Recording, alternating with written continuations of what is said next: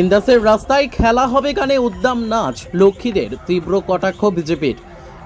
লক্ষ্মীর ভান্ডার প্রকল্পকে সামনে রেখে বিষ্ণুপুর লোকসভা কেন্দ্রের তৃণমূল কংগ্রেসের প্রার্থী সুজাতা মণ্ডলের সমর্থনে ইন্দাস ব্লক তৃণমূল কংগ্রেসের উদ্যোগে করিসুন্ডা অঞ্চলে তৃণমূল কংগ্রেসের তরফে একটি প্রচার কর্মসূচির আয়োজন করা হয়।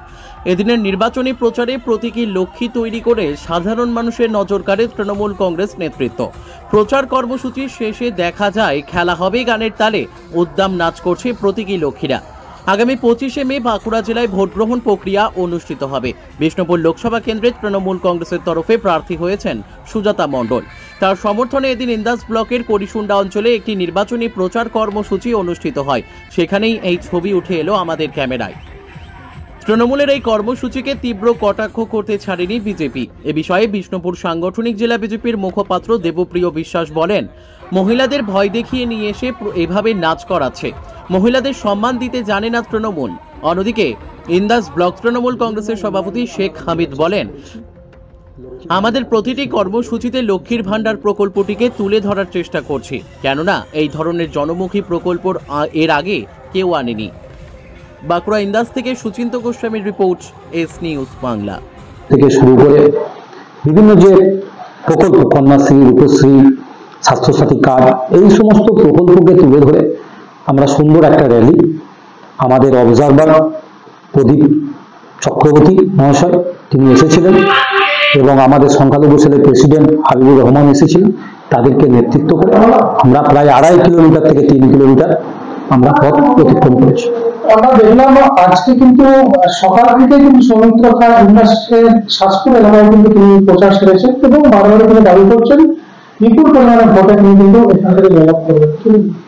সে দাবি করতে পারে, সে আশা করতেই পারে। তার র্যালির মধ্যে, তার জনসমর্থনের মধ্য দিয়ে মানুষ বুঝতে পারছে, সে নিজেও বুঝতে পারছে, কিন্তু এখনই হার স্বীকার করছে না। রেজাল্টের পর দিন হার স্বীকার করে ফেলবে।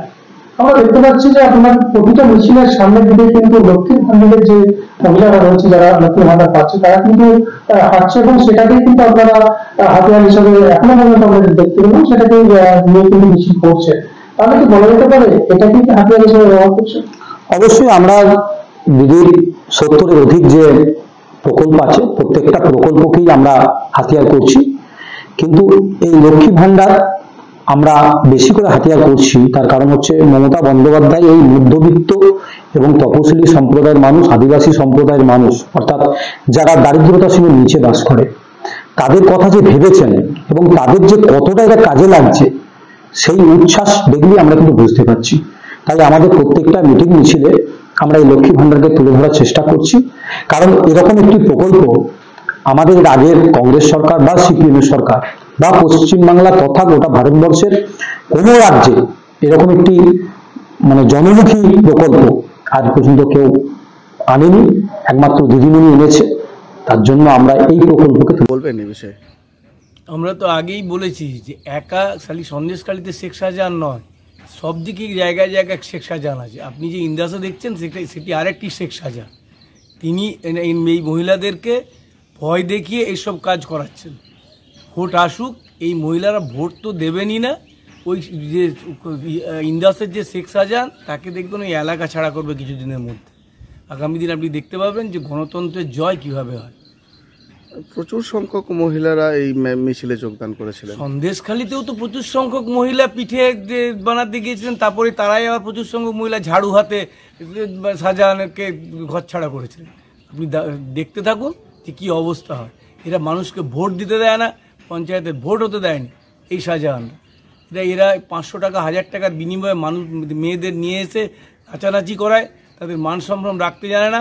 এদের অবস্থা আপনি আগামী দিনে দেখবেন যে কী হয়। এই বিপুল সংখ্যক মহিলা ভোট প্রচারের জন্য রাস্তায় হাঁটলেন, এই বিষয়টা কিভাবে দেখছেন? এরা ঠিক ভোট প্রচারের জন্য রাস্তায় হেঁটেছে এরকম ব্যাপারটা নয়। ব্যাপারটা এনারা ভয়ে এসছেন। এরা সবই গোষ্ঠীর মহিলা। আজকে তৃণমূল কংগ্রেসের অধিকাংশ নেতা নেত্রী দেখবেন লোকজন নেই, কিন্তু এই গোষ্ঠীর মহিলাদের নিয়ে এনারা চারদিকে তাদেরকে ভয় দেখিয়ে নিয়ে এসে, কারণ তারা সব টার্গেট। সবচেয়ে সন্দেশখালীতেও একই ঘটনা ঘটেছে, তো তারা সব টার্গেট। তাদেরকে ভয় দেখিয়ে নিয়ে এসে এই ভিড় বাড়াচ্ছে। এরা কেউ ভোট দেবে না। এরা আগামী দিনে সাধারণ দেখবেন ভোটের চটের আড়ালে এরা কোথায় বোতাম টেপে এবং ভারতীয় জনতা পার্টি জিতছে নিশ্চিত। আপনার নাম পরিচয়? আমার নাম দেবপ্রিয় বিশ্বাস, আমি বিষ্ণুপুর ভারতীয় জনতা পার্টির সাংগঠনিক জেলার মুখপাত্র।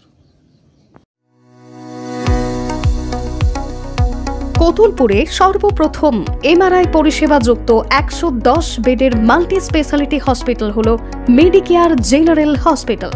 স্বাস্থ্যসাথী মান্যতাপ্রাপ্ত এই হসপিটালে রয়েছে AC, non AC cabin, modern OT, ICCU, NICU, micro surgery, dialysis বিভাগ, ব্রেন ও spine surgery, cancer surgery, lift সহ নানান পরিষেবা।